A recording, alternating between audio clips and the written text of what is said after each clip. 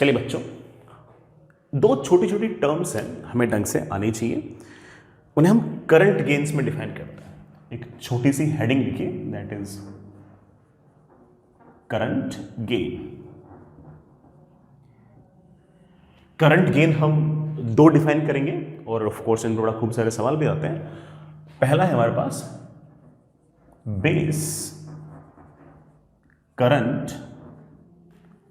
Amplification factor. ये जो base current amplification factor है, इसको हम बीटा साइन से रिप्रेजेंट करते हैं and it is defined as collector current divide by base current.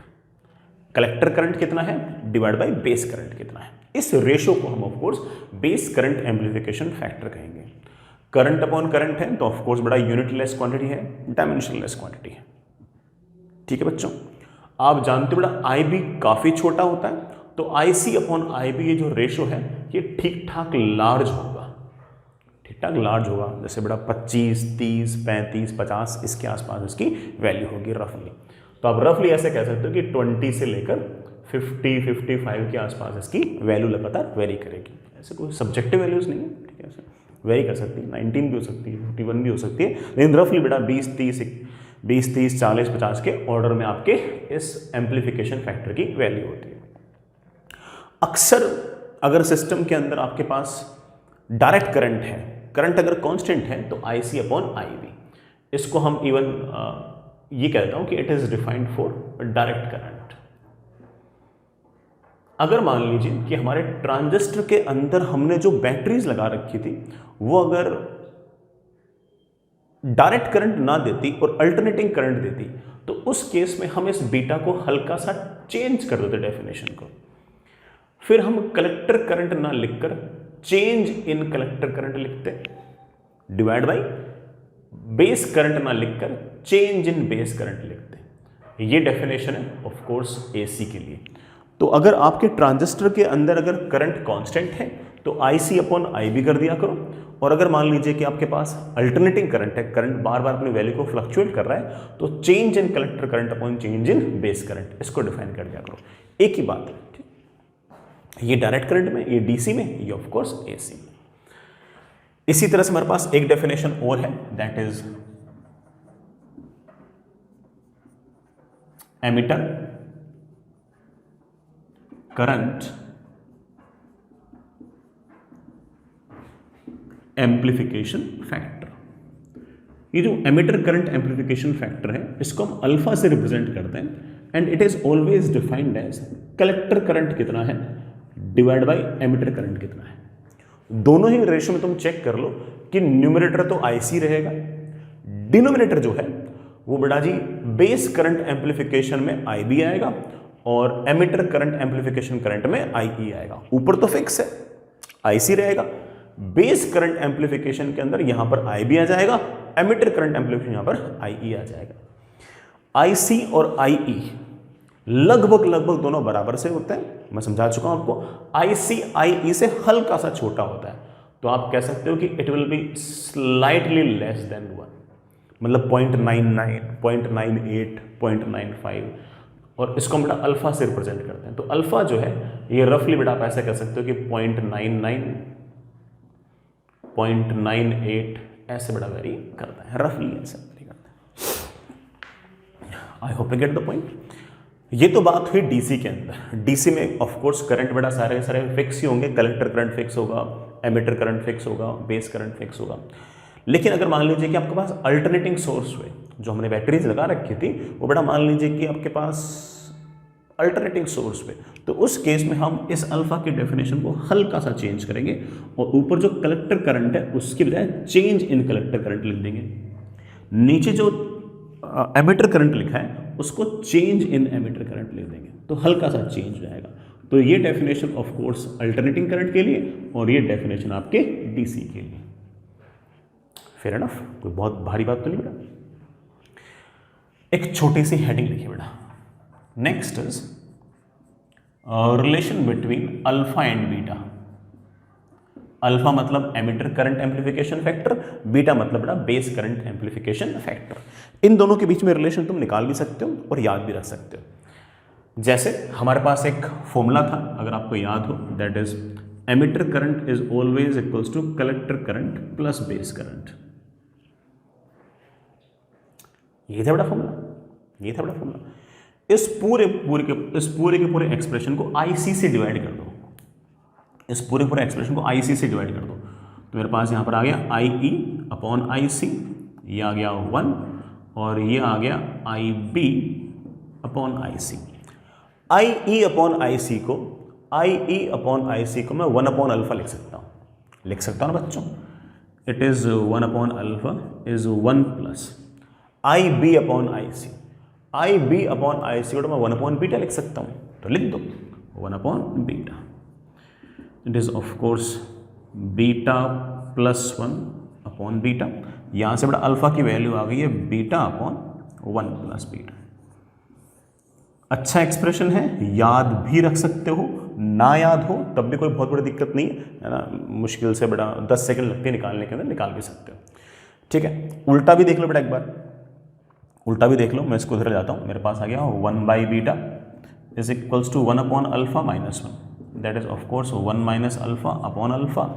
और इसमें बड़े आराम से लिखता हूं कि beta is equals to alpha upon 1 minus alpha. ठीक है बच्चों, दोनों आपस में किस तरह से कन्वर्ट होते हैं ये तुम चाहो तो याद रख सकते हो, ना भी याद हो तो ऐसा कोई बहुत बड़ा फर्क नहीं पड़ता, निकालना तुम समझिए कि बेटा कैसे निकाल सकते हैं। तो अगर आप कभी भूल भी जाओ तो इसमें कोई बहुत बड़ा इतना इशू नहीं आना चाहिए। ठीक है बच्चों, एक छोटा सा सवाल करते हैं बेटा, 2 छोटे छोटे सवाल करते हैं। पहला, हमारे पास बेटा कोई ट्रांजिस्टर है और उस ट्रांजिस्टर के अंदर IE की जो वैल्यू है बेटा वो 5 मिली एम्पियर है, IC की जो वैल्यू है वो 5 मिली एम्पियर से हल्के से छोटी है, that is 4.9 milli ampere. Of course base current कितना है ये बताओ, अल्फा कितना है ये बताओ, बीटा कितना है ये बताओ। ट्रांजिस्टर के अंदर एमिटर करंट पता है, कलेक्टर करंट पता है, बेस करंट कितना होगा ये बताओ, आपका अल्फा कितना होगा ये बताओ और बीटा कितना होगा ये बताओ। तो पहली बात तो कि emitter current is always equals to collector current plus base current. Emitter current is 5 milli ampere, it should be equal to 4.9 milli ampere plus IB। Solve करते बेटा IB की वैल्यू आ गई है 0.1 मिली एम्पियर। अच्छी बात बेटा, IB वैसे छोटा आना भी चाहिए, आ भी रहा है। ठीक है, IB की वैल्यू तो आ गई है 0.1 मिली एम्पियर।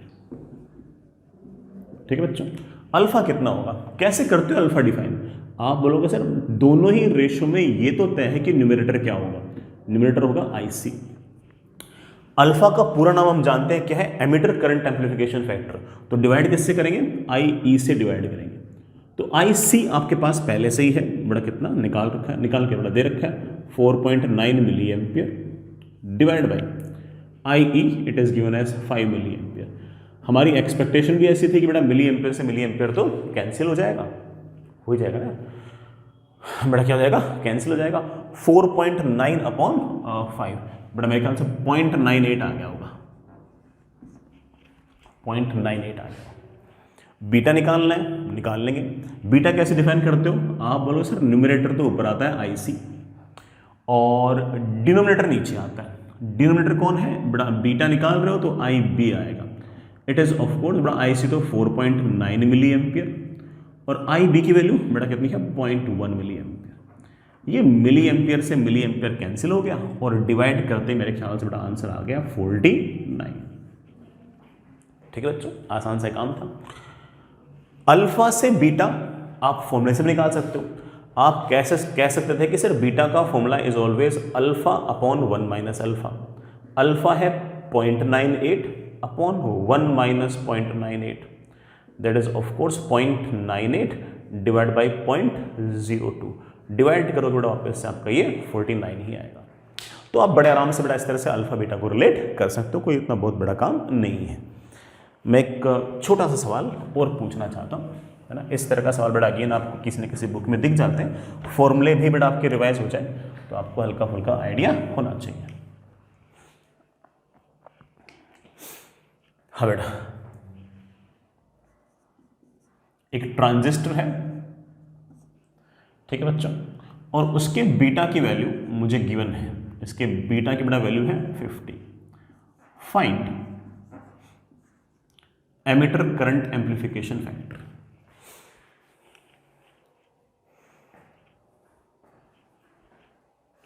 निकाल लिया बेटा। अल्फा पूछा है, बीटा दे रखा है, अल्फा पूछा है। वी नो दैट कि alpha is simply beta upon 1 plus beta.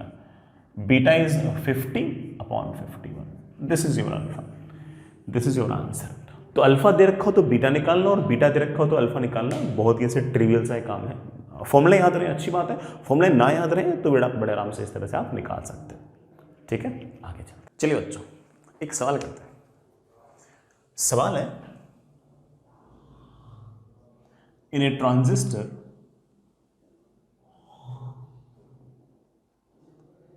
If emitter current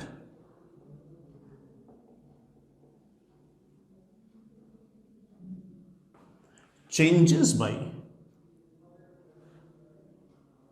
8 milli ampere. बेटा एमिटर करंट को चेंज किया, और कितना चेंज किया? 8 मिली एम्पियर। घटाया होगा या बढ़ाया होगा? Collector current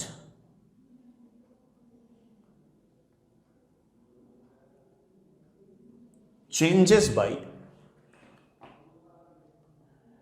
7.9 milli ampere. Collector current जो है वो 7.9 मिली एम्पियर चेंज होता है। ठीक है, सवाल है बेटा, find change in base current. Base current में कितना चेंज होगा ये बताओ। फाइंड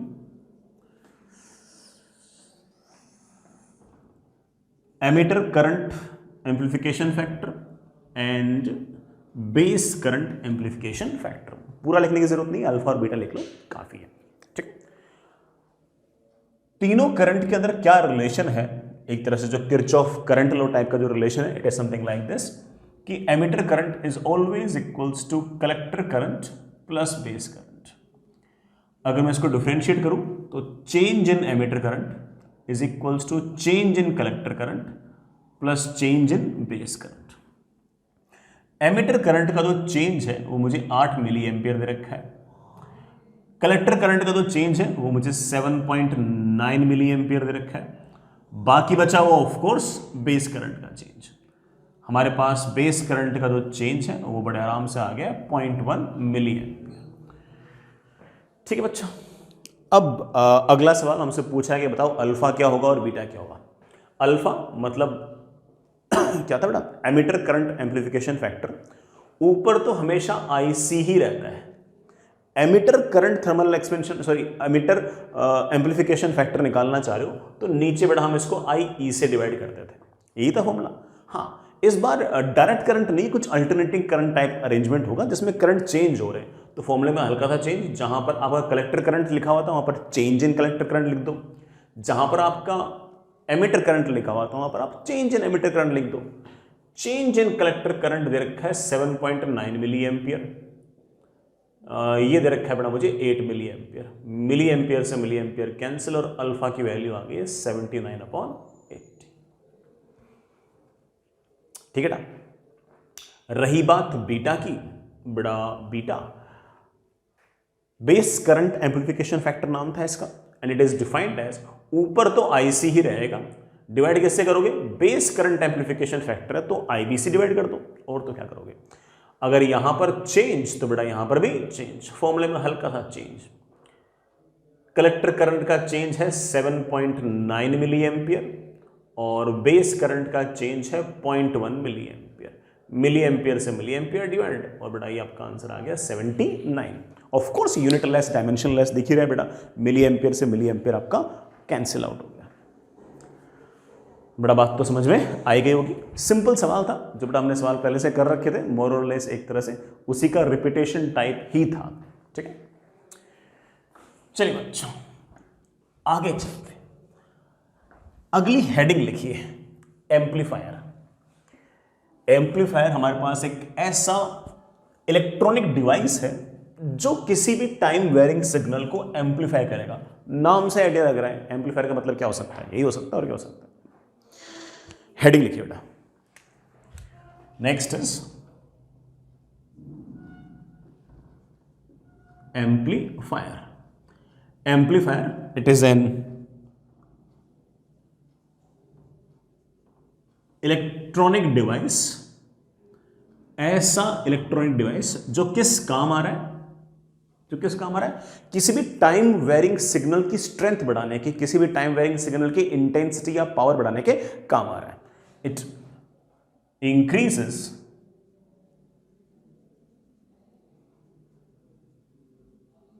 स्ट्रेंथ ऑफ ए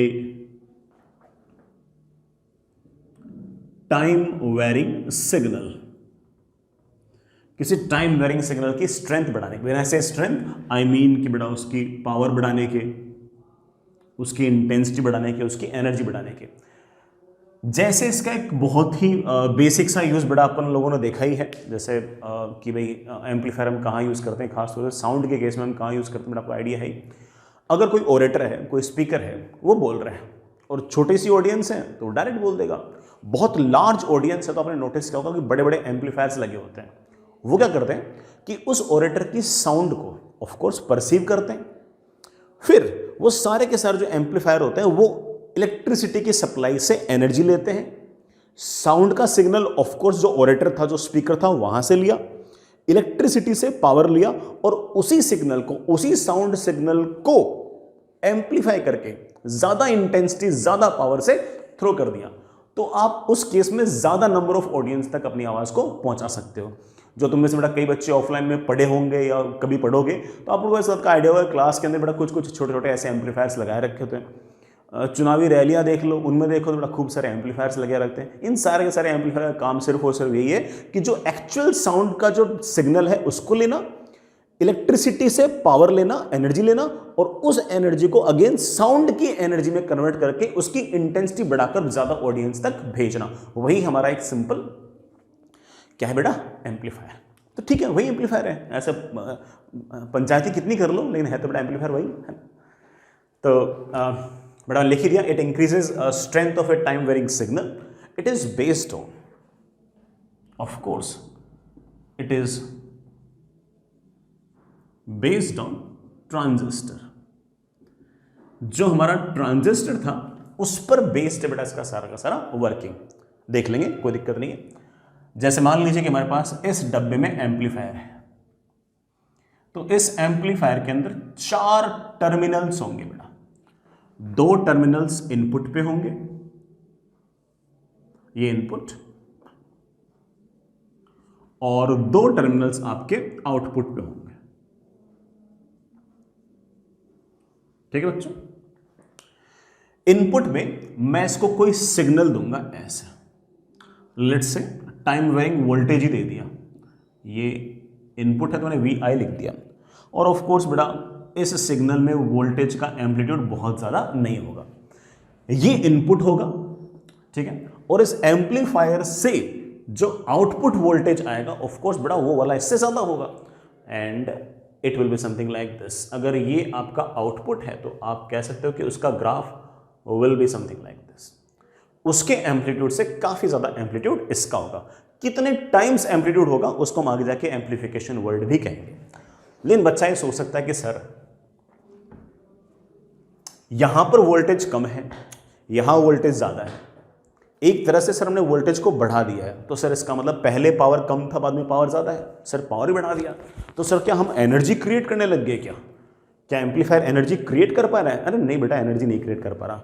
इस एम्पलीफायर के अंदर एनर्जी की सप्लाई होगी, और ये जो एनर्जी की सप्लाई होगी बेटा, ये अक्सर आप जानते हो कि ना हम एम्पलीफायर को किससे जोड़ते हैं? ये बेटा जो हाउस होल्ड इलेक्ट्रिसिटी होती है, जो सॉकेट्स होते हैं उनसे जोड़ते हैं। तो यहां पर बेटा कोई ना कोई आपका इलेक्ट्रिकल सोर्स होगा, और वो जो इलेक्ट्रिकल सोर्स होगा वो ऑफ कोर्स इसको बेटा कोई ना कोई इलेक्ट्रिकल एनर्जी देगा। इस एम्पलीफायर का तो काम ही सिर्फ और सिर्फ ये है कि इस सिग्नल की स्ट्रेंथ को बढ़ाना, इसके सिग्नल को एम्पलीफाई करना, और इसको एम्पलीफाई करने के अंदर उसकी एनर्जी ऑफ कोर्स इंक्रीज होगी। तो इसका मतलब ये नहीं कि एम्पलीफायर एनर्जी बनाएगा, एम्पलीफायर तो सिर्फ और सिर्फ क्या करेगा कि जो इलेक्ट्रिकल एनर्जी है उसको निकालकर ये इसमें कन्वर्ट कर देगा। मान लो कि ये आने वाला सिग्नल अगर साउंड का है, ऑफ कोर्स जाने वाला सिग्नल भी साउंड का है, तो इलेक्ट्रिकल एनर्जी लेगा और साउंड एनर्जी के अंदर कन्वर्ट कर देगा। तो बेसिकली एम्पलीफायर जो है वो इस तरह से काम करता है। आपने इस बात को नोटिस कर लिया होगा कि एम्पलीफायर के अंदर कुल मिलाकर 4 टर्मिनल्स हैं। बेटा 4 टर्मिनल्स हैं, जिसमें से आप नोटिस कर रहे हो कि 2 टर्मिनल तो इनपुट पे हैं एंड ऑफ कोर्स ऑब्वियसली बाकी दोनों टर्मिनल बेटा आपके आउटपुट पे। 2 टर्मिनल इनपुट पे बेटा, 2 टर्मिनल आउटपुट पे, 2 2 4, इस तरह से आपके 4 टर्मिनल्स हैं। ठीक है, आगे चलते हैं बच्चों। चलिए बच्चों, अब इस बात को डिस्कस करते हैं कि आखिर ट्रांजिस्टर जो है वो एम्पलीफायर की तरह कैसे काम कर सकता है। ठीक है, अच्छा एक मिनट पहले ये डिस्कस कर लेते हैं कि आखिर ट्रांजिस्टर में ऐसी कौन सी खास कॉन्सेप्चुअल चीज है जो किसी भी वोल्टेज को बढ़ाना या पावर को बढ़ाने में काम आ सकती है। तो एक बार इसका वर्किंग प्रिंसिपल देख लेते हैं कि हाउ ट्रांजिस्टर कैन एम्पलीफाई, है ना। फिर धीरे धीरे अपन कैसे सर्किट वगैरह बनते हैं वो भी देख लेंगे। तो पहले हम डिस्कस करते हैं कि how transistor can amplify voltage. Heading लिखिए बच्चों, let's discuss how transistor can amplify voltage. बड़ा पोटेंशियल डिफरेंस कैसे ट्रांजिस्टर बढ़ा सकता है, देखिएगा बेटा। सबसे पहले मैं बेटा एक ट्रांजिस्टर ले रहा हूं। Transistor as you know it very well बेटा, इसमें 3 अलग अलग सेक्शंस होंगे, एमिटर, बेस, कलेक्टर। एमिटर बेटा आपका ये रहा, छोटा सा बड़ा बीच में बेस आ गया, और ये आपका कलेक्टर आ गया। लेट्स से बेटा ये पीएनपी है, ये पी टाइप, ये एन टाइप, और ये पी टाइप डॉट है। वर्किंग में ध्यान रखना है, मैं आपको पहले बोल चुका हूं कि एमिटर बेस को फॉरवर्ड बायस करोगे। फॉरवर्ड बायस करोगे तो ऑब्वियस बात है पी को जोड़ोगे हायर पोटेंशियल से,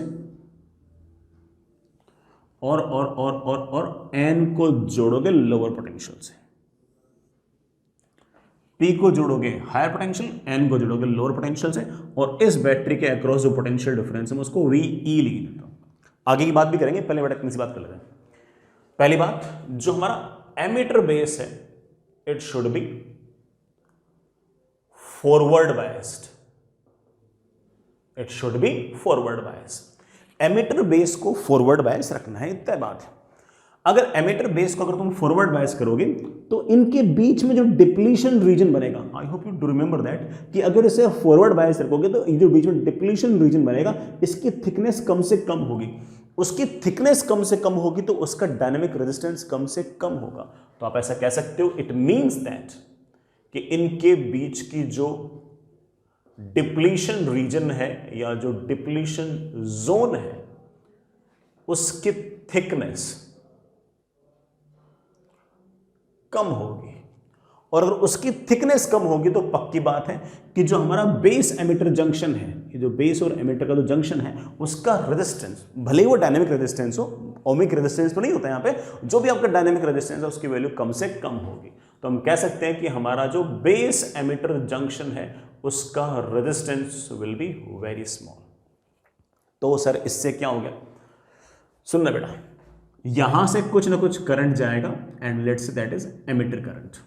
ठीक है बेटा।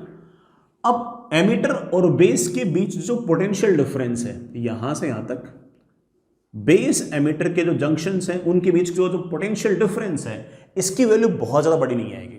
सर बड़ी क्यों नहीं आएगी, एमिटर करंट तो ठीक ठाक होता है। अरे बेटा एमिटर करंट भले ठीक ठाक हो, लेकिन यहां से यहां तक का जो डायनेमिक रेजिस्टेंस था ये तो छोटा है, और अगर डायनेमिक रेजिस्टेंस छोटा है तो ये वाला पोटेंशियल डिफरेंस भी थोड़ा छोटा ही आएगा। तो आप ऐसा कह सकते हो कि हमारा जो बेस एमिटर का जो वोल्टेज है बड़ा उसकी वैल्यू कम आएगी, because we know it very well कि it is I E into R B, और अगर आर बी ई छोटा तो ऑफकोर्स बड़ा वी बी ई भी आपका छोटा। तो बेस एमिटर के across potential difference will not be that large, will not be that large. Will be smaller. ठीक है, अब आगे चलो। ट्रांजिस्टर में अब क्या करोगे, ये जो अपना पीएन है अगला वाला, अरे बेस कलेक्टर, ये जो बेस कलेक्टर है इसको आप हमेशा रिवर्स बायस रखना। रिवर्स बायस करने का मतलब है कि पी को जोड़ दो लोअर पोटेंशियल से और एन को जोड़ दो जोड़ दो जोड़ दो जोड़ दो हायर पोटेंशियल से।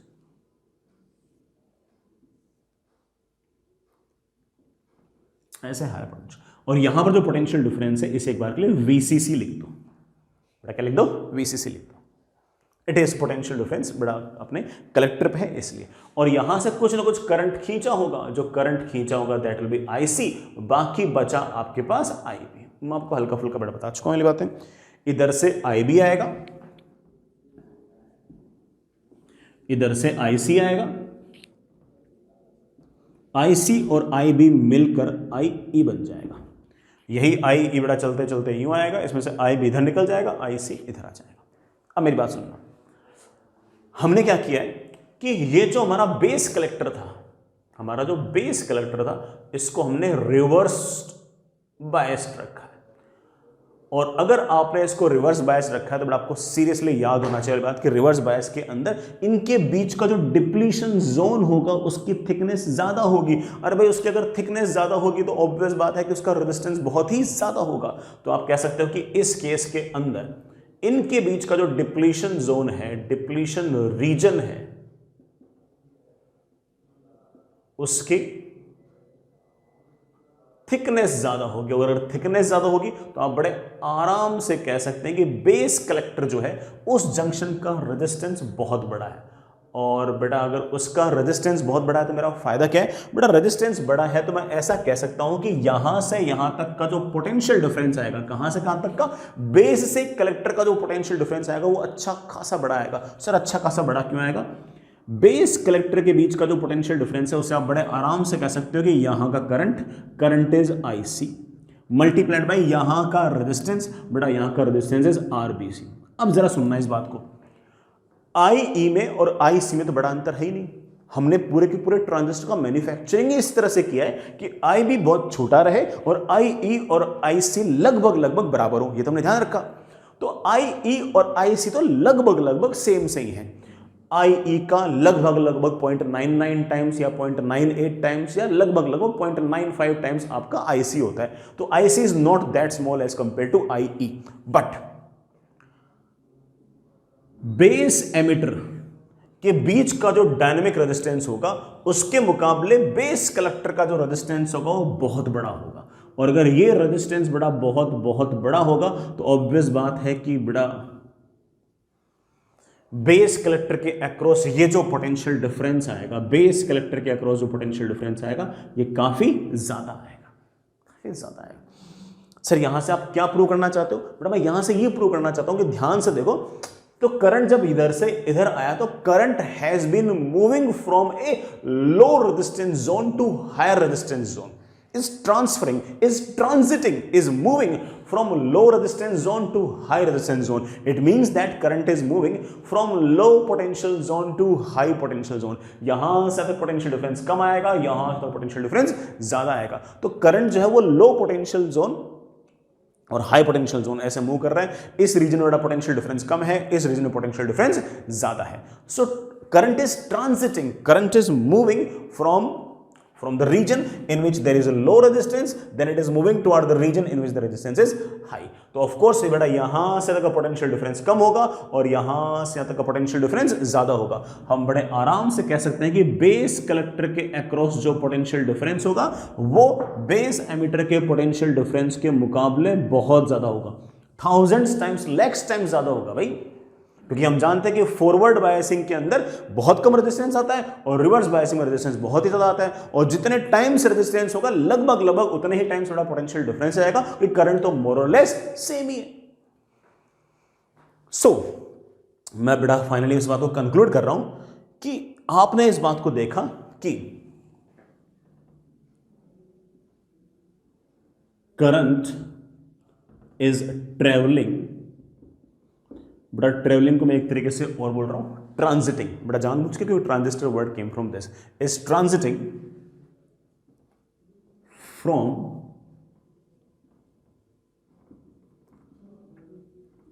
low resistance zone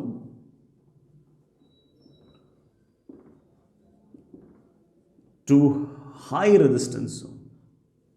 और करंट की वैल्यू में कोई बहुत बड़ा चेंज नहीं आया, यहां पर जो करंट था मोर और लेस बड़ा वही करंट यहां पर है, हल्का सा कम हुआ है, लेकिन रेजिस्टेंस जो है बहुत ज्यादा है। तो यहां से तक का पोटेंशियल डिफरेंस कम और यहां से पोटेंशियल डिफरेंस बहुत ही ज्यादा। तो आप कह सकते हैं कि अब मैं क्या करूंगा, मैं किसी तरह से इस पूरे के पूरे अरेंजमेंट को एम्पलीफायर बनाने के लिए इस रीजन को इनपुट बना दूंगा और इस रीजन को आउटपुट बना दूंगा और ये बोलूंगा देख बेटा इनपुट पे वोल्टेज कम है और आउटपुट पोटेंशियल ज्यादा है। ऐसे करने की मैं कोशिश करूंगा, ऐसे करने की बेटा मैं कोशिश करूंगा। I hope you get the point. बेटा आप इस बात को ये भी लिख सकते हो, at emitter base junction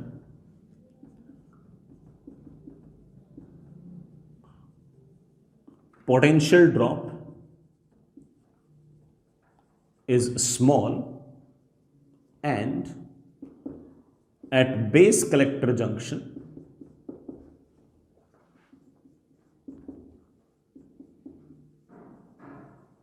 potential drop is extremely large. When I say extremely large, I mean that I'm just comparing these two, this and this। मैं इन दोनों को कंपेयर कर रहा हूं, ठीक है बच्चों। आगे चलते हैं बेटा, ये तो मैंने कॉन्सेप्ट बताया कि कैसे ट्रांजिस्टर जो है वो एम्पलीफिकेशन में काम दे सकता है। अब मुझे इस ट्रांजिस्टर से एम्पलीफायर बनाना है, बनाएंगे, बिल्कुल बनाएंगे, लेकिन बच्चों को एक हल्की सी दिक्कत आ रही होगी। वो सोच रहे होंगे कि सर एम्पलीफायर आपने जब हल्का सा एक्सप्लेन किया तो आपने उसमें 4 टर्मिनल बताए कि ये रहा एम्पलीफायर, इसमें 2 इनपुट हैं, मतलब 2 टर्मिनल इनपुट के हैं, 2 टर्मिनल आउटपुट के हैं, तो कुल मिलाकर 4 टर्मिनल है। अगर मैं इसे ट्रांजिस्टर से बना रहा हूं तो कुछ ना कुछ ऐसा हुआ होगा कि ये बेस रहा होगा, ये एमिटर रहा होगा, ये कलेक्टर रहा होगा। सर ये कौन है? अगर आप इसको ट्रांजिस्टर से बना रहे हो तो एक टर्मिनल को बेस से जोड़ दोगा, एक को एमिटर से जोड़ दोगा, एक को कलेक्टर से जोड़ दोगा। इसको किससे जोड़ा? इसको मैं बेस से भी जोड़ सकता हूं, एमिटर से भी जोड़ सकता हूं, कलेक्टर को भी जोड़ सकता हूं। मान लो कि चौथे टर्मिनल को मैंने बेस से जोड़ दिया, तो जरा देखो बेस जो है वो इनपुट में भी है और बेस जो है वो आउटपुट में भी है। इसका मतलब बेस कॉमन है, वो इनपुट में भी है और आउटपुट में भी है। इस तरह का जो एम्पलीफायर होगा, इस तरह का एम्पलीफायर ऑफकोर्स जो ट्रांजिस्टर से बन रहा है उसमें बेस इनपुट में भी कॉमन है और बेस आउटपुट में भी कॉमन है। इस तरह की बेटा हम ट्रांजिस्टर एम्पलीफायर को बड़े आराम से कहेंगे कॉमन बेस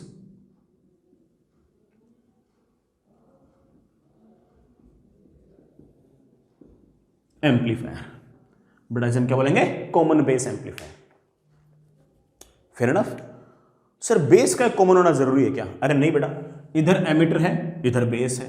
हो सकता है कि एमिटर वाले एंड को मैंने इनपुट में भी लगा दिया और आउटपुट में लगा दिया। मैं दिखा भी दूंगा कैसे कैसे लगेगा, दिखा भी देखो, तुम चिंता मत करो। एमिटर कॉमन है इनपुट में और आउटपुट में, ऐसे को बड़ा मैं बड़े आराम से कॉमन एमिटर एम्पलीफायर का। एक एम्पलीफायर और भी आएगा जिसमें इधर भी आपका सी होगा और इधर भी सी होगा। मतलब सी मतलब इधर वाला टर्मिनल भी कलेक्टर से जुड़ा होगा और इधर वाला टर्मिनल भी कलेक्टर से जुड़ा होगा। That will be known as common collector. Common collector amplifier हमारे कोर्स में नहीं है, हमारे कोर्स में सिर्फ ये 2 हैं, मैंने इसलिए दोनों लिखे हैं बस। इसमें भी कॉमन बेस एम्पलीफायर जो है उस पर बड़ा बहुत कम सवाल पूछे गए हैं आज तक, और उसमें सिर्फ और सिर्फ ऐसे इक्का दुक्का बड़ा ग्राफ है जो हमें ढंग से आने चाहिए। जो मोस्टली न्यूमेरिकल्स आज तक पूछे गए हैं, जो ज्यादा न्यूमेरिकल्स पूछे गए वो कॉमन एमिटर एम्पलीफायर से पूछे गए लगभग हर साल बेटा, खासतौर से जब से बड़ा ये पेपर 12-12, 6-6 होने लगे तब से बड़ा हर दूसरे पेपर के अंदर कॉमन एमिटर एम्पलीफायर के फॉर्म में कोई कोई सवाल तो आ जाता है। तो ये तुम्हारे लिए थोड़ा सा इंपॉर्टेंट हो जाता है। इस साल जरूर थोड़ा सा बड़ा ठीक है, ट्रांजिस्टर के सवाल पूछने की पॉसिबिलिटी कम हो गई क्योंकि बेटा वो एनसीईआरटी से हट गया, लेकिन पूछ तो सकते ही, पूछ तो आ तो सकता ही, अपन तो क्यों रिस्क ले, अपन तो पढ़ेंगे। तो बड़ा इस बात को ध्यान रखें कि कॉमन एमिटर एम्पलीफायर हमारे लिए ज्यादा इंपॉर्टेंट है। हम बारी बारी से इन दोनों को देखते हैं। आगे चलिए बच्चों, next is common base transistor, relatively easier one, but इस पर सवाल पूछते भी थोड़े से कम है। ठीक है, ज्यादा बेटा किसे पूछते हैं, कॉमन एमिटर पूछते हैं, बट फिर भी हमें इसकी हल्की फुल्की थ्योरी पता होनी चाहिए। तो चलिए सुनिए, देखिए बेटा कैसे कैसे इसके अंदर बातें, छोटी छोटी बातें, कोई बहुत इतनी हाई फाई बातें नहीं है, आराम से बेटा सुनिएगा, देखिएगा। हमारे पास इस तरह का अरेंजमेंट है, एमीटर, बेस, कलेक्टर, ये आपका ट्रांजिस्टर है, ये आपका एमीटर, ये बेटा आपका बेस और ये आपका कलेक्टर। सर कैसे पता लगा कौन सा बेस है कौन सा कलेक्टर? बेटा जो बेस तो ऐसे बनता ही है, स्लैंट लाइंस जो होती है वो आपकी कलेक्टर और एमीटर होती है, उसमें से एरो वाली साइड बेटा आपकी एमीटर होती है और बिल्कुल बिना एरो वाली आपकी कलेक्टर होती है। ये पीएनपी है। सर पीएनपी कैसे पता लगा? एरो होती है हमेशा पी से एन, तो ये पी है ये एन है तो आपको पी है। मैं आपको साइन कन्वेंशन बता दूं, सॉरी इसकी क्या रिप्रेजेंटेशन होती है पहले से बता चुका हूं। सो ये आपका एक पीएनपी ट्रांजिस्टर है। ठीक है, लेफ्ट हैंड साइड जो है ये आपका इनपुट है। एमीटर बेस को फॉरवर्ड बायस कर दो। फॉरवर्ड बायस करने के लिए मैंने एक ऐसी बैटरी से जोड़ दिया जिसका हायर पोटेंशियल यहां पर, लोअर पोटेंशियल यहां पर। ठीक है ना, यहां से कोई ना कोई करंट जाएगा, ऐसे जो करंट जाएगा उसे मेजर करने के लिए कोई ना कोई एमीटर लगा रखा है, ये ammeter current I. Fair enough. अगर आपको इसकी अच्छी वर्किंग करानी है तो आपका जो बेस कलेक्टर है इसकी रिवर्स बायसिंग कर दो। तुमको सर कोई दिक्कत नहीं है, पी एन पी है, पी को जोड़ दो नेगेटिव पोटेंशियल से और एन को जोड़ दो पॉजिटिव पोटेंशियल से। जोड़ दिया बेटा, ये वाला पोटेंशियल मैंने वीसीसी लिख दिया। ठीक है, बेस एमीटर के अक्रॉस जो पोटेंशियल डिफरेंस है बेटा वो VBE है, उसको बेटा हम किसी न किसी वोल्टमीटर से मेजर कर रहे हैं। बेस और कलेक्टर के अक्रॉस जो पोटेंशियल डिफरेंस है बेटा मैं उसे VBC लिख रहा हूं, अगेन बेटा उसे हम किसी वोल्टमीटर से मेजर कर रहे हैं। यहां तक ठीक है ना। यहां से करंट आया IE, यहां पर करंट होगा IC, बाकी बचा हुआ करंट यहां पर IB, यहां से IB आएगा, यहां से चलते चलते आपका IC आएगा, IC यूं आया, IB और IC मिलकर यहां पर हो गया IE, वो IE चलते चलते यूं आएगा, वही IE बेटा चलते चलते यूं आ जाए। यहां तक ठीक है बेटा, ये इनपुट है और जो राइट साइड में बेटा आपके पास वो आउटपुट है। और ध्यान से देखो कि इनपुट और आउटपुट के अंदर बेस जो है वो कॉमन है। बेस जो है कॉमन है, बेस जो है वो हमारे इनपुट वाले सर्किट के अंदर भी है और बेस हमारे आउटपुट वाले सर्किट के अंदर भी है। It is common in input as well as output. This is the common base. Base is included in this as well as this. ठीक है, कोई बहुत भारी टास्क तो नहीं लग रही होगी। आगे चलते हैं बेटा, ये इसकी वर्किंग का प्रिंसिपल है, ये बड़ा इसकी वर्किंग का प्रिंसिपल है। हमें सारी बातें एग्जैक्टली इस तरह से पता होनी चाहिए। ठीक है बच्चों, मैं फिर से कुछ बातें बेटा रिपीट करता हूं। इसे फॉरवर्ड बायस करना है, इससे रिवर्स बायस करना है। रिवर्स बायस करने के लिए मैंने इसे लोअर पोटेंशियल से यहां पर ऐड कर दिया, हायर पोटेंशियल से यहां पर, इसे मैंने फॉरवर्ड बायस कर दिया। मैं अलग अलग ग्राफ बनाऊंगा बेटा। मैं ध्यान रखना इस बात को कि ये जो VCC है इसमें इस तरफ हायर पोटेंशियल और इस तरफ लोअर पोटेंशियल, इस तरफ हायर पोटेंशियल हुआ और इस तरफ लोअर पोटेंशियल हुआ, उसको तो मैं पॉजिटिव पोटेंशियल कंसीडर करूंगा। अगर मान लो मैंने कभी पोलरिटी उल्टी कर दी, मतलब मैंने पोलरिटी ऐसे कर दी कि इधर की तरफ हायर पोटेंशियल और इधर की तरफ लोअर पोटेंशियल, उसको मैं नेगेटिव पोटेंशियल कंसीडर करूंगा। मतलब पोलरिटी जैसी डायग्राम में दे रखी है वैसी ही रही तो मैं इसे पॉजिटिव पोटेंशियल कंसीडर करूंगा। अगर मैंने उल्टी कर दी तो मैं उसे नेगेटिव पोटेंशियल कंसीडर करूंगा। आगे जो भी मैं ग्राफ वगैरह बनाऊंगा उनके अंदर मैं इस बात को एक तरीके से और बोलता हूं। ये जो आपका बेस कलेक्टर है, ये डायग्राम के अंदर आपको नजर आ रहा है कि रिवर्स बायस्ड है। तो ये जब रिवर्स बायस्ड है, जैसा डायग्राम दे रखा है वैसा है, उस केस में तो आपको पोटेंशियल पॉजिटिव कंसीडर करना है। अगर आपने पोलैरिटी उल्टी कर दी, मतलब यहां पर हायर पोटेंशियल ले आए, मतलब पी को तुमने पॉजिटिव पोटेंशियल जोड़ दिया, फिर तो फॉरवर्ड बायस हो गया। उस फॉरवर्ड बायस वाले केस में मैं इस पोटेंशियल को नेगेटिव कंसीडर करूंगा, ठीक है। ये पॉजिटिव, तो इसका उल्टा डायग्राम हम नेगेटिव कंसीडर करेंगे। ये हमारे पास बेसिक कॉमन बेस ट्रांजिस्टर का एक तरह से डायग्राम है, ये हमारे पास डायग्राम, ठीक है बच्चों। अब एक एक करके कुछ बातें डिस्कस करते हैं। मेन डिस्कस करने वाली यहां पर दो बातें हैं। पहला है हमारे पास इनपुट कैरेक्टरिस्टिक।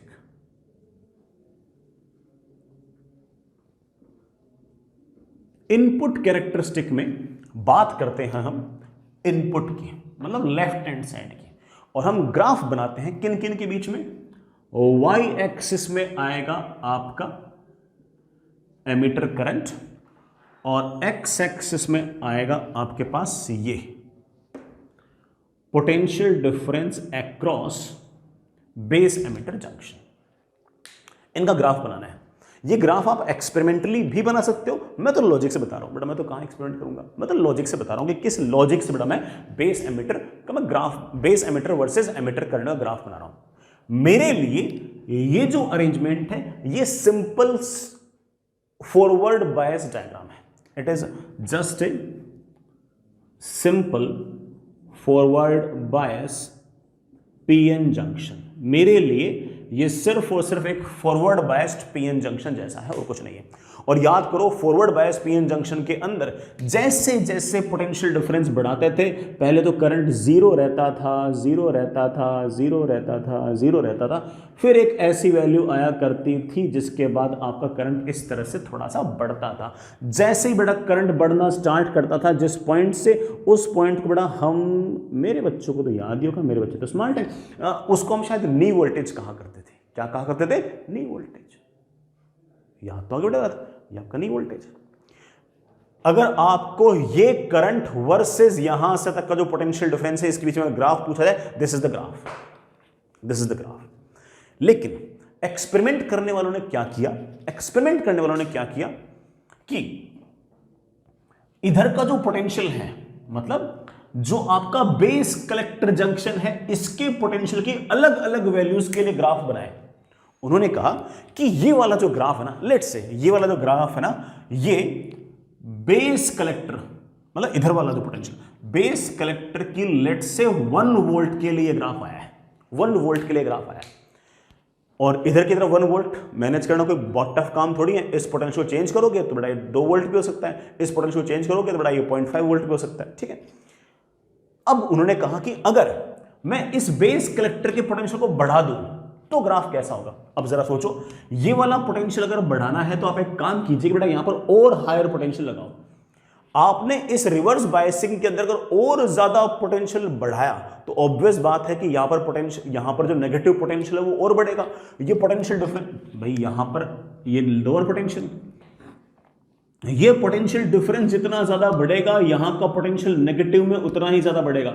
ये पोटेंशियल नेगेटिव में जितना ज्यादा बढ़ेगा, ऑफ कोर्स इस पीएनपी जंक्शन से उतने ही ज्यादा होल्स को ये खींचेगा। जितने ज्यादा होल्स को खींचेगा, ऑफ कोर्स बेटा एमिटर करंट ज्यादा होगा। तो मैं ये कहना चाहता हूं कि अगर आपने इस बेस कलेक्टर जंक्शन के अक्रॉस पोटेंशियल डिफरेंस 1 वोल्ट लगाया तो लेट्स से ये ग्राफ है, और अगर आपने यही बेस कलेक्टर के अक्रॉस पोटेंशियल डिफरेंस अगर 2 वोल्ट कर दिया तो इन दोनों के बीच जो ग्राफ होगा वो थोड़ा सा चेंज हो जाएगा,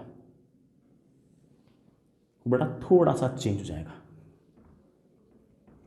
नी वोल्टेज तक तो वैसा ही रहेगा और उसके बाद ऐसा हो जाएगा। कब? जब बड़ा तुम बेस कलेक्टर के अक्रॉस पोटेंशियल डिफरेंस बढ़ा दोगे तो बड़ा ऑफ कोर्स थोड़ा सा चेंज होगा। क्यों चेंज हो गया? The reason is very obvious बेटा, वो इसलिए कि पहले वाले केस में एमिटर करंट कम था, दूसरे वाले केस में एमिटर करंट ज्यादा है। दूसरे वाले केस में ये पोटेंशियल डिफरेंस ज्यादा है, ये वाला वोल्टेज अगर ज्यादा है तो बड़ा ऑफ कोर्स यहां पर जो नेगेटिव पोटेंशियल होगा वो ज्यादा होल्स को खींचेगा, ज्यादा होल्स को खींचेगा तो ऑफ कोर्स एमिटर करंट उतना ही ज्यादा आएगा। I hope you get the point. कोई बच्चा कहते सर मैंने ये वाला पोटेंशियल 0.5 वोल्ट लगा दिया, पहले 1 वोल्ट लगाया था, अब 0.5 वोल्ट लगा दिया। बेटा अगर तूने ये वाला पोटेंशियल 0.5 वोल्ट लगाया तो तूने ये वाला पोटेंशियल डिफरेंस घटा दिया, वीबीसी के अक्रॉस पोटेंशियल डिफरेंस घट गया, तो अब ऑफ कोर्स ये वाला नेगेटिव टर्मिनल उतने बढ़िया तरीके से होल्स को नहीं खींचेगा, उतने बढ़िया तरीके से होल को नहीं खींचेगा, तो उतने बढ़िया तरीके से होल्स आएंगे नहीं, उतने बढ़िया तरीके से अगर होल्स नहीं आएंगे तो एमिटर करंट हल्का सा घट जाएगा, और आपका जो ग्राफ होगा वो नी वोल्टेज तक तो ऐसा होगा और उसके बाद ऐसा होगा। तो अगर VBC की वैल्यू 0.5 वोल्ट होगी तो graph will be like this. I am really hoping कि तुम ग्राफ सीख गए हो।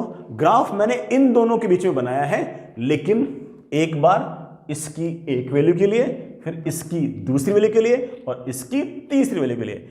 ये वाली वैल्यू जितनी कम होगी एमिटर करंट कम होगा, ये वैल्यू अगर ज्यादा हुई तो एमिटर करंट ज्यादा होगा। इस तरह का आपका ग्राफ आएगा। इस ग्राफ पर बेटा पहले जेईई मेन के अंदर सवाल आ रखे हैं, हमें भी आना चाहिए, बट हमें भी हल्का फुल्का तो आना ही चाहिए। But I am really hoping कि तुम्हें बात समझ में आ गई। नी वोल्टेज तो बेटा वैसा वैसा, और उसके बाद बेटा ग्राफ में इतना हल्का सा वेरिएशन आएगा। भाई अगर बेस कलेक्टर जंक्शन के वोल्टेज को छोड़ दें फिर तो बेटा ग्राफ बहुत ही आसान था, सिंपल। बेटा क्या बोलते थे उसको अपन यार, है ना, फॉरवर्ड बायस वाला ग्राफ था। अब इस पोटेंशियल को जितना ज्यादा बढ़ाओगे उतने ही ज्यादा करंट आएगा, एमिटर करंट उतने ही ज्यादा आएंगे, होल्स उतने ज्यादा इस तरफ पहुंचेंगे, होल्स बड़ा पहुंचेंगे, एमिटर करंट उतने ज्यादा होल्स देगा तो एमिटर करंट की वैल्यू भी ज्यादा होगी। तो मोर और लेस बड़ा ग्राफ जो इनपुट पे है, इनपुट वाले जो पैरामीटर्स हैं, अच्छा इसका नाम इनपुट कैरेक्टरिस्टिक क्यों पड़ा? क्योंकि मोस्टली बेटा हमने ग्राफ किन के बीच में बनाया, जो इनपुट वाले टर्म्स हैं उनका ग्राफ बनाया, इसलिए बेटा मैंने इसको इनपुट कैरेक्टरिस्टिक बोल दिया। आई होप बेटा इस बात को तुम समझ गए होंगे। चलिए ऐसा ही एक ग्राफ हम उन पैरामीटर्स का भी बनाएंगे जो आउटपुट पे है, जो बड़ा आउटपुट में है। चलिए उनको भी देखते हैं। आउटपुट में कौन कौन है? आउटपुट में कौन कौन है? आउटपुट में कलेक्टर करंट है और ऑफ कोर्स बड़ा बेस कलेक्टर के अक्रॉस पोटेंशियल डिफरेंस है। इसे हम नाम निकालेंगे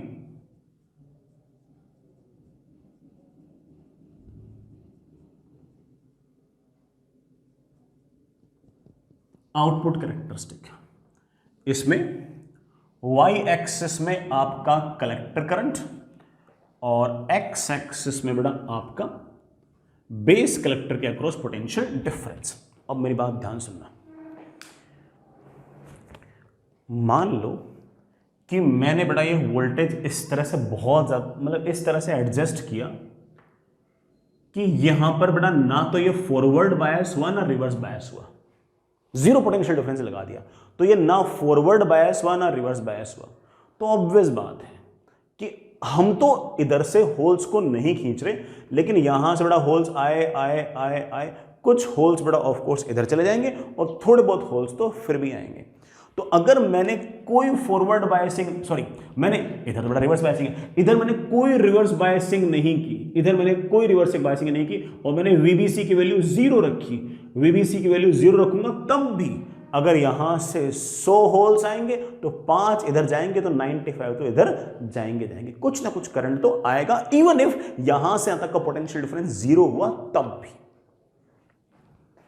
चलो अच्छी बात है, कुछ ना कुछ वीबीसी की वैल्यू 0 हुई तब भी बड़ा कुछ होल्स तो यूं आएंगे। अब मेरे दिमाग में एक प्लान है कि क्यों ना मैं ज्यादा से ज्यादा होल्स को खींच लूं। तो ज्यादा से ज्यादा अगर होल्स को खींचना है तो यहां पर रिवर्स बायसिंग करो। रिवर्स बायसिंग करने में यहां पर हायर पोटेंशियल, यहां पर लोअर पोटेंशियल, ये जो नेगेटिव पोटेंशियल है ज्यादा से ज्यादा होल्स को अपनी तरफ खींचेगा। जो पहले 95 होल्स इधर आ रहे थे वो 96 भी आ सकते हैं, 97 भी आ सकते हैं, 98 भी आ सकते हैं, 99 भी आ सकते हैं, और जितने इधर ज्यादा जाएंगे इतने इधर कम जाएंगे। तो आप जैसे जैसे इसकी रिवर्स बायसिंग के अंदर पोटेंशियल लगातार बढ़ाओगे, वैसे वैसे लगातार करंट की वैल्यू बढ़ेगी। एक टाइम ऐसा आएगा जब बड़ा करंट आपका क्या हो जाएगा, कांस्टेंट। फिर तो मैं ऐसा बोल दूंगा कि जितना करंट यहां से निकला है सारा का सारा करंट इधर पहुंच गया, हल्का फुल्का नेग्लिजिबल जो है वो आपका बेस करंट में गया। सर सारा इधर क्यों पहुंच गया? बेटा सारा इधर इसलिए पहुंच गया क्योंकि तूने इसको रिवर्स्ड बायस कर रखा है और यहां का पोटेंशियल नेगेटिव में इतना ज्यादा है कि लगभग सारे होल्स को खींच लिया है। और इस केस में आपके आईसी की जो असिम्प्टोटिक वैल्यू है, बेटा असिम्प्टोटिक मतलब एक तरह से जो मैक्सिमम वैल्यू है, ये बेटा आईसी की जो मैक्सिमम वैल्यू है ये आईई के बराबर आ जाएगी। किसके बराबर आ जाएगी, आई ई के बराबर आ जाएगी। ठीक है बच्चों, अब मैं उल्टा कर रहा हूं, मैं कह रहा हूं कि इसकी पोलैरिटी को उल्टा कर दो। बेटा जैसे पोलैरिटी को उल्टा करूंगा ना, उस पोटेंशियल में पॉजिटिव नहीं नेगेटिव कहूंगा, और उस केस में यहां पर हायर पोटेंशियल और यहां पर लोअर पोटेंशियल। पी को जोड़ दोगे हायर पोटेंशियल से, वो तो रिवर्स बायस, सॉरी वो तो फॉरवर्ड बायस हो जाएगा। ये तो हमारा रिवर्स बायस था, वो क्या हो जाएगा, फॉरवर्ड बायस। फिर यहां का पोटेंशियल आएगा पॉजिटिव। बेटा अगर यहां पर हायर पोटेंशियल होगा तो बेटा यहां का पोटेंशियल आएगा पॉजिटिव। ये पॉजिटिव जो होगा वो होल्स को आने नहीं देगा, बल्कि होल्स को क्या करेगा, पुश। अगर आपने इस तरफ पॉजिटिव पोटेंशियल रखा और इस तरफ नेगेटिव पोटेंशियल रखा, तो बड़ा ऑब्वियस बात है करंट की वैल्यू कम होगी, कम होगी, कम होगी, कम होगी। और अगर आपने नेगेटिव के अंदर ऐसे ही पोटेंशियल बढ़ाया बढ़ाया बढ़ाया बढ़ाया बढ़ाया, तो ऑब्वियस बात है कि यहां का पोटेंशियल इतना ज्यादा हो जाएगा कि किसी भी होल को इधर आने नहीं देगा, और कोई होल नहीं आएगा। तो उस केस में आपका कलेक्टर करंट बेटा क्या हो जाएगा, जीरो। ये जो रीजन है जिसमें आपने यहां पर पोटेंशियल जो है वो नेगेटिव कर दिया है। नेगेटिव कब किया है, नेगेटिव तब किया जब इस तरफ हायर पोटेंशियल और इस तरफ lower potential. This is the case of forward biasing, this is the case of forward biasing. और ये वाला जो रीजन था जिसमें आपका पोटेंशियल पॉजिटिव है, जहां पर बेटा बीसी के अक्रॉस पोटेंशियल पॉजिटिव, वो तब था जब यहां पर हायर पोटेंशियल और यहां पर lower potential, and that is of course the reverse biasing. Sir आपने तो इंट्रोडक्शन में साफ साफ लिखाया था, कहा भी था कि हम तो इधर को फॉरवर्ड बायस रखेंगे और इधर रिवर्स बायस रखेंगे। सर आपने इस बार दोनों क्यों कर दिए, बेटा बताने के लिए। हमारे काम का तो सिर्फ और सिर्फ रिवर्स बायसिंग ही है, और ये जो रीजन है ये हमारा एक्टिव जोन है। एक्टिव रीजन, ये बड़ा एक्टिव जोन है। हमारे जितने भी एम्पलीफायर काम करेंगे वो सारे के सारे इस एक्टिव रीजन के अंदर ही काम करेंगे। ये वाला रीजन तो मेरे काम का ही नहीं है।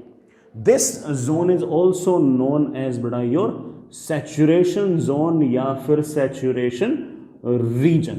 ये मेरे काम का नहीं है, मेरे काम का वो है जिसके अंदर आपका ये जो आउटपुट वाला रीजन है वो रिवर्स बायस्ड है। बेटा आपका रिवर्स बायस वो मेरे काम का है।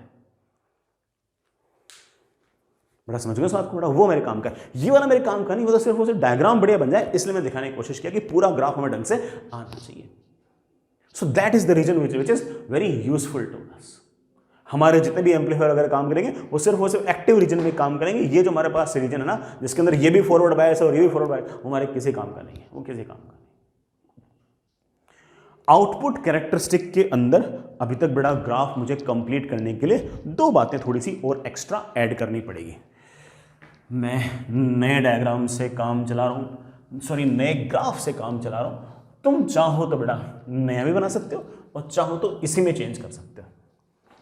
मान लो बेटा तुम्हारा क्या जा रहा है, मान लो कि एमीटर करंट की वैल्यू 1 मिली एम्पियर है, और उस केस में आउटपुट कैरेक्टरिस्टिक का जो ग्राफ आया वो ऐसा आया। यहां बना दूं कि आउटपुट मतलब कलेक्टर का करंट डिवाइड बाय आउटपुट का मतलब बेस कलेक्टर के across potential difference. Potential difference अगर नेगेटिव में बहुत ज्यादा हुआ तो वो होल्स को आने नहीं देगा, करंट जीरो होगा। फिर बेटा मैं जैसे जैसे पोटेंशियल बेटा पॉजिटिव में बढ़ाऊंगा वैसे वैसे करंट आएगा आएगा आएगा आएगा, current will become some value.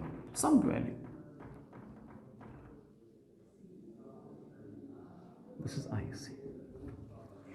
ये वाला पॉइंट हायर पोटेंशियल लगातार बढ़ाता गया बड़ा VBC की लगातार बढ़ती गई तो एक टाइम ऐसा आएगा कि जितना करंट यहां से निकला ना वो सारा का सारा करंट कलेक्टर करंट हो जाएगा, और मैं बड़े आराम से कह सकूंगा उस केस के अंदर कलेक्टर करंट की जो वैल्यू होगी बड़ा वो आपकी एमिटर करंट के बराबर ही हो जाएगी और 1 मिली एम्पीयर हो जाएगी, और नेग्लिजिबल सा करंट जो होगा वो आपका बेस करंट होगा, नेग्लिजिबल सा माइक्रो एम्पियर और इवन लेस। अच्छा, अगर मान लो किसी कारण से किसी तरीके से मैंने एमिटर करंट को 2 एम्पीयर कर दिया, अब ग्राफ कैसा होगा बना देंगे। नेगेटिव पोटेंशियल हुआ, होल्स आ नहीं पाएंगे, करंट नहीं आ पाएगा, करंट होगा 0। फिर बेटा मैं लगातार पोटेंशियल बढ़ाऊंगा बढ़ाऊंगा बढ़ाऊंगा तो उतनी आसानी से होल आ पाएंगे आ पाएंगे आ पाएंगे, होल्स आ पाएंगे आ पाएंगे आ पाएंगे, बेटा कुछ ना कुछ तो करंट आ जाएगा। और ऐसे करंट बढ़ते बढ़ते बढ़ते एक टाइम ऐसा आएगा, इसी पोटेंशियल को बेटा मैं लगातार बढ़ाऊंगा बढ़ाऊंगा बढ़ाऊंगा तो एक टाइम ऐसा आएगा कि जितना करंट यहां वो सारा का सारा करंट यहां इधर से करंट जाएगा नेग्लिजिबल, और वापस से आपका जो कलेक्टर करंट है वो एमिटर करंट के बराबर हो जाएगा, that is 2 million. Fair enough, बहुत बढ़िया।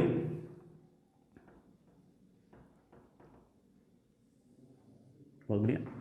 अगर मैं इसको बढ़ाकर अगर बेटा मैं 4 मिली एम्पियर कर दूं, अगर मैं इसको 4 मिली एम्पियर कर दूं और फिर कहूं कि बेटा मैं इस पोटेंशियल का तार वेरी कर रहा हूं नेगेटिव से पॉजिटिव, तो नेगेटिव में इसकी एक वैल्यू ऐसी होगी जब किसी भी होल को गुजरने नहीं देगा और आपका करंट होगा 0। फिर बेटा लगातार इसकी वैल्यू को बढ़ाया बढ़ाया बढ़ाया तो करंट लगातार बढ़ा बढ़ा बढ़ा बढ़ा बढ़ा बढ़ा बढ़ा, और एक टाइम ऐसा आ गया कि करंट बढ़ते बढ़ते बढ़ते बढ़ते 4 मिली एम्पियर ही हो गया। सर क्या कलेक्टर करंट और एमिटर करंट बराबर हो जाएगा? हाँ बेटा बराबर हो जाएगा। ये कोई माइक्रो एम्पियर टाइम निकलेगा हल्का फुल्का, और मोस्टली दोनों बड़ा क्या हो जाएंगे बराबर। तो एमिटर करंट की अलग अलग वैल्यू के लिए आपके अलग अलग ग्राफ आएंगे। अगेन बेटा इस पर सवाल जेई मेन में पूछ रखे हैं, आपको तो सिर्फ और सिर्फ बस वैल्यू स्टिक मारनी थी और कुछ नहीं करना था। एक इसमें बड़ा छोटा सा point, that is output resistance, कि हमारा ये जो आउटपुट है इसका रेजिस्टेंस क्या है। सोचते बेटा, पहली बात तो ये जो आउटपुट रेजिस्टेंस है इसकी कोई फिक्स्ड वैल्यू नहीं है। सर फिक्स्ड क्यों नहीं है? ये बेटा कोई ओमिक सर्किट थोड़ी की कोई फिक्स्ड वैल्यू है। You know it very well कि बेटा यहाँ पर तो लगातार रेजिस्टेंस चेंज होते हैं, रेजिस्टेंस खुद इस बात पर डिपेंड करते हैं कितना पोटेंशियल लगाया है वगैरह वगैरह। तो इस तरह के रेजिस्टेंस को हम नाम निकाला करते थे but that was dynamic resistance, dynamic और रेजिस्टेंस। तो ये सारा का सारा हमारा जो अरेंजमेंट है इसमें अगर हम रेजिस्टेंस डिफाइन कर भी रहे हैं तो ये डायनामिक रेजिस्टेंस है। डायनामिक रेजिस्टेंस की बेटा अगर तुम्हें कोई फॉर्मूला अगर पता हो, बेटा मैं आउटपुट की बात कर रहा हूँ, आउटपुट का अगर डायनामिक रेजिस्टेंस अगर पता करना हो तो बेटा वैसे तो फॉर्मूला होता है V/I। आउटपुट की बात कर रहे हो तो ऑफ कोर्स बेटा बेस कलेक्टर, करंट कौन सा? कलेक्टर। सर डायनामिक, अरे बेटा डायनामिक है तो चेंज चेंज, ठीक है ना। सुनो, ये I है ये V है, इसका स्लोप क्या होगा? आप बोलो सर इसका स्लोप होगा dy/dx। अरे y नहीं बेटा, y में तो IC लिखा हुआ है, y की जगह तो IC लिखा हुआ है। x नहीं बेटा, x की जगह तो VBC लिखा है। वो क्या है? वो उसका जस्ट उल्टा है। तो मैं कह सकता हूं कि डायनामिक रेजिस्टेंस जो है आउटपुट का वो आउटपुट के IC वर्सेस बेटा VBC का ग्राफ है। इसको आप कह सकते हैं कि सर ये एक्चुअली उस ग्राफ के स्लोप का इनवर्स है। क्या है बेटा? स्लोप का इनवर्स। ये जो रीजन है जो हमारे काम का नहीं है, मतलब इस बातें कर रहा हूं बेटा, इसमें कोई सवाल आएगा नहीं बट फिर भी सुन लो। ये जो रीजन है जिसको हम सैचुरेशन जोन कहा करते थे, इसके अंदर स्लोप बढ़िया है, स्लोप बढ़िया है। इस रीजन में अगर स्लोप बढ़िया है तो डायनामिक रेजिस्टेंस कम है। इस रीजन में बड़ा डायनामिक रेजिस्टेंस कम है।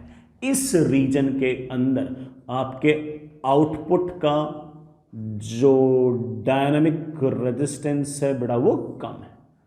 क्यों? स्लोप ज्यादा, स्लोप जितना ज्यादा डायनामिक रेजिस्टेंस कम। सिंपल। सर मुझे इसमें इंटरेस्ट नहीं है, आपने बोल दिया कि ना इसका कोई सवाल ही नहीं है, मैं क्यों सुनूं? अच्छा मत सुनो।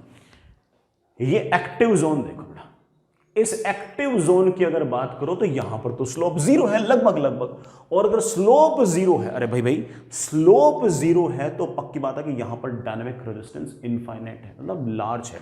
तो इस रीजन में कोई बच्चा मुझसे पूछ ले कि सर इस रीजन के अंदर आउटपुट का रेजिस्टेंस क्या होगा, तो आई वुड से कि बेटा that will be tending toward infinity, and the only reason is कि बेटा इस रीजन के अंदर आपका जो ग्राफ है उसका स्लोप 0 आ गया। स्लोप 0 आ गया तो dynamic resistance tending toward infinity हो गया। नहीं समझा? चलो मैं एक तरीके से बताता हूं, सुनो। ये बेटा VBC की कोई ना कोई एक वैल्यू है, लेट्स से V1। ये VBC की दूसरी वैल्यू है, let's say V2। Dynamic resistance output का क्या होगा, यहां से यहां तक चेंज इन वोल्टेज, यहां से यहां तक चेंज इन वोल्टेज है V2 माइनस V1, है कि नहीं बेटा, डिवाइड बाय यहां से यहां तक चेंज इन करंट। सर यहां से लेकर यहां तक तो करंट का चेंज बहुत छोटा सा है, बहुत छोटा सा है, तो बहुत छोटा सा change in current, small change in current, तो ऑफ कोर्स बेटा this will be very large, it will B infinite, it will be very large. तो आप कह सकते हो कि डायनेमिक रेजिस्टेंस जो है आउटपुट का, it will be tending toward infinity, and of course we will use this concept for the amplification as well. हम बेटा इसको एम्प्लीफिकेशन में यूज भी करते हैं। तो आप इस बात को कह सकते हो कि आउटपुट के अंदर resistance of output circuit is very large, very large, ठीक है बेटा। और हमारा जो इनपुट था बेटा, मैंने ग्राफ मिटा दिया बेटा, उसका ग्राफ तो यूं था, ऐसा ही स्लोप अच्छा था, स्लोप अच्छा था तो रेजिस्टेंस कम था, तो इनपुट का रेजिस्टेंस कम था और आउटपुट का रेजिस्टेंस ज़्यादा था, ठीक है। तो ऐसी बात बेटा हमारे बड़े आराम से काम आ सकती है। इस पर कोई ना कोई सवाल बेटा जेईई में पूछ सकते हैं। आपको तो सिर्फ उसे ग्राफ जो मैंने समझाया वो दिमाग में सेट करने, अगर वो सेट हो गया तो मामला सेट ही है, ठीक है। अलग से कुछ देखने की जरूरत नहीं है, कोई बुक वगैरह बेटा देखने की जरूरत नहीं है। फिर भी एनसीईआरटी रीड करना चाहिए, रीड कर सकते हो। हालांकि एनसीईआरटी रीड करने में उतनी अच्छी फील मेरे ख्याल से नहीं आती जितना मैंने बताया, बट ठीक है बेटा। फिर आपको लगे कि सर से कोई पॉइंट मिस हो गया, आप रीड आउट तो कर ही सकते हो, बट मैंने कोशिश की कि आपको हर बात में लॉजिकली इसकी समझा दूँ। चलिए अगली क्लास में कॉमन एमिटर देखते हैं।